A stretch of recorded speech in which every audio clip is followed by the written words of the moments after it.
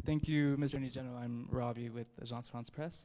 As you know, more than 9,000 people were taken into custody in the aftermath of Mr. Hachalu's assassination. How many of those people are still in custody?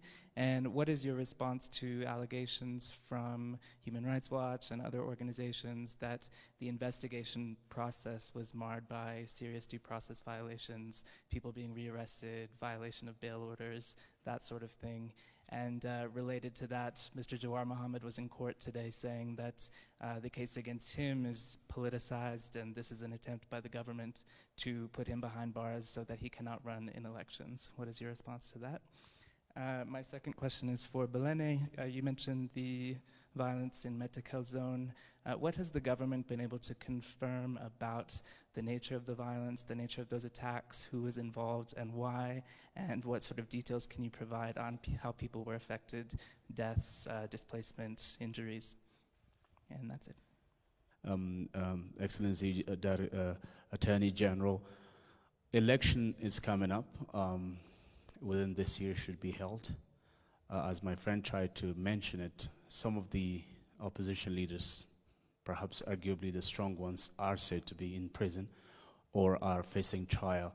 What do you think is going to be the shadow effect of such an act while the Prime Minister is promising a free, fair, and peaceful, credible elections coming up? Thank you so much.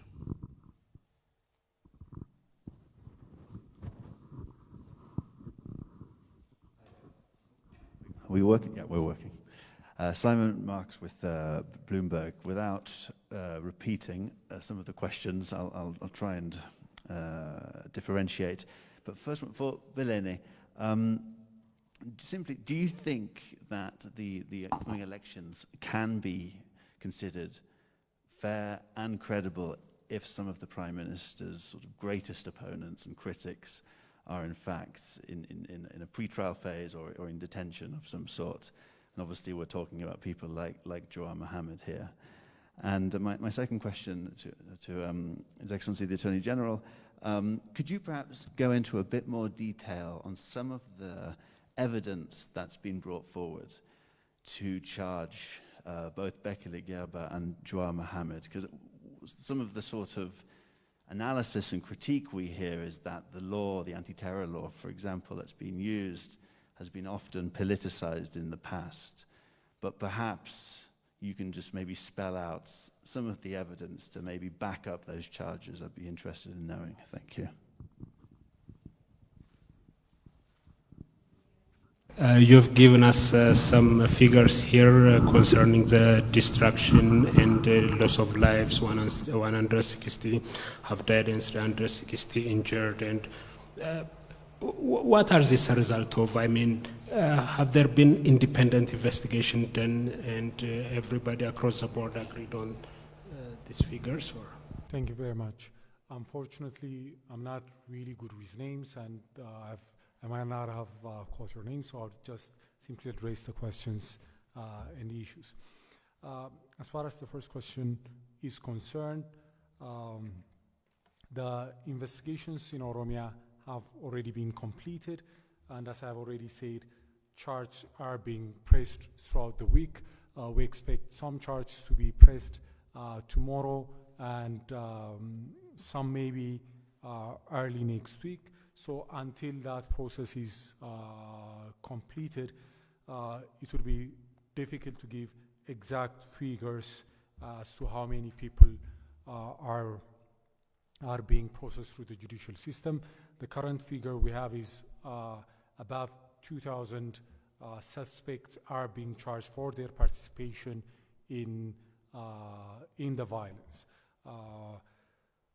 that has taken place in the Oromia regional state. And we hope that will give you a more reliable and a more exact figure sometime next week once all the charges have been filed at the courts. With regard to the complaints in relation to the handling of the suspects and the human rights situation, as I have already indicated, due to the large size of the number of the suspects, the number of the suspects is high because the nature of the crimes was such that these were riots, these were mob attacks that involved thousands. So given the number of people who have participated in the commission of the crime, the number of people that will be arrested would also naturally be high. So some might characterize it as mass arrest, but it's because there was a mass that participated in the crime, in the commission of the crimes. Yes, there have been shortcomings and some challenges throughout the process from the human rights perspective, but not, I would say that in relative terms they're not major, and to the extent that these kind of issues and challenges cropped up, they were pointed out by various entities, particularly by our own Human Rights Commission, and remedial measures were taken to rectify this situation. Now, as far as the nature of the charge is concerned, yes, some of the suspects, some of the accused complain that they are being charged for their political activity because they criticize the government, or because because of this or that. But I would reiterate the fact that, one, there were hundreds of people who have been directly affected by the violence these individuals have instigated and incited. And so we have to distinguish between peaceful, lawful political mobilization and the kind of rhetoric, the kind of ultra-nationalist, militant, violent political activism that results in deaths and injury of citizens. There might be a correlation between their political activity and the crimes they have committed, but we have to distinguish between correlation and causation. Some of the suspects, some of the accused are politicians, but they are not being charged for their political activity. They are being charged for their acts, their conduct that has resulted in the deaths of hundreds of citizens. And that's not something we could ignore. That's not something we could put under the rug. This is something that has to be investigated, and people have to be held accountable to the extent of their participation. The people who directly participated in the mob attacks, the individuals, the youngsters, they have to be held accountable. That's true. But those who have organized them, those who have instigated them, those who have incited them also have to be accountable. Whether they are journalists, politicians, it shouldn't matter. As far as coming to the third question, I think it was an update or the status of the trials relating to the assassination of the Chief of Staff and the officials of the Amara Regional State. As far as those, as far as the suspect and the perpetrator of the assassination of the Chief of Staff is concerned, the court has already pronounced it, gave its ruling on the guilt of the accused, so we could say that he's a convict. Now, what remains is sentencing, and the case has been adjourned for sentencing, so it's in its final stages. The other case as well it has progressed, and it's in a rather final stages, but not as advanced as the first case I mentioned. We hope and expect that now that new judges have been appointed both at the federal first instance level and at the federal high court, the burden on the judiciary would be in a better position to speed up these cases and sentence them and conclude the proceedings. So that's the update that we could give. But I'd also like to reiterate that since these trials are held in public, the media could also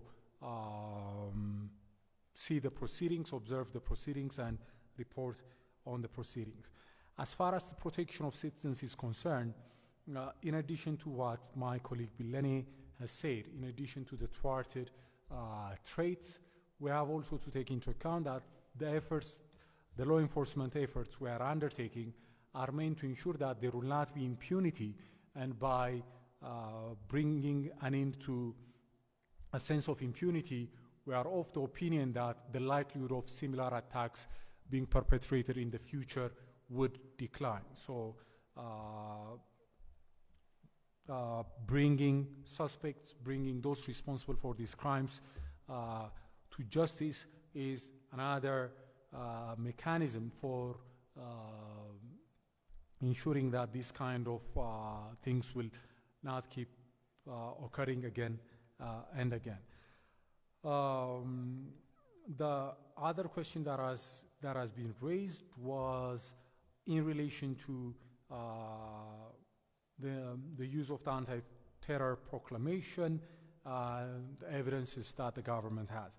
Now, as far as the counter-terrorism proclamation is concerned, what I would like to clarify is, first and foremost, in most of the cases that you have in mind,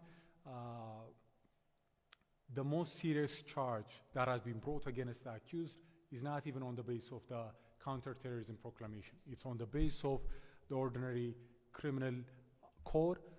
So many of the high-profile suspects have been accused of violating Article 240 of the criminal code, which entails a more serious penalty, which is clearly the more serious offense. As far as the counter-terrorism proclamation is concerned, most of the accused are accused for the lesser crime of preparation for terrorist act. So compared with the charge under Article 240 of the Criminal Code, which relates to inciting and instigating attacks, riots, both against citizens and the government, this is relatively even a less serious offense. So I am, to some extent, I'm a bit perplexed because these are individuals who have been charged for crimes that are far more serious, but the charge that is getting all the attention is the less serious offense. So a closer look at the charge could clarify the situation. Furthermore, due to the legislative reforms that have taken place over the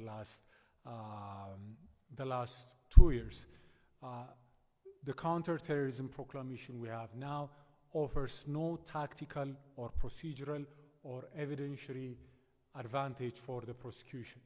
Previously, the complaints about abuse of the anti-terror proclamation could have been rather justified because compared with the ordinary criminal code, the anti-terror proclamation offered enormous, huge procedural and tactical advantage in terms of how the evidence is weighted, assessed, in terms of pre-trial detention, so forth and so on.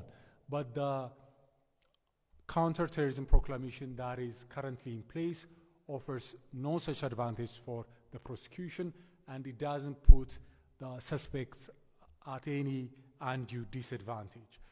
So if you ask me, it's not the prosecution that is trying to politicize the proceedings, it's the other way around.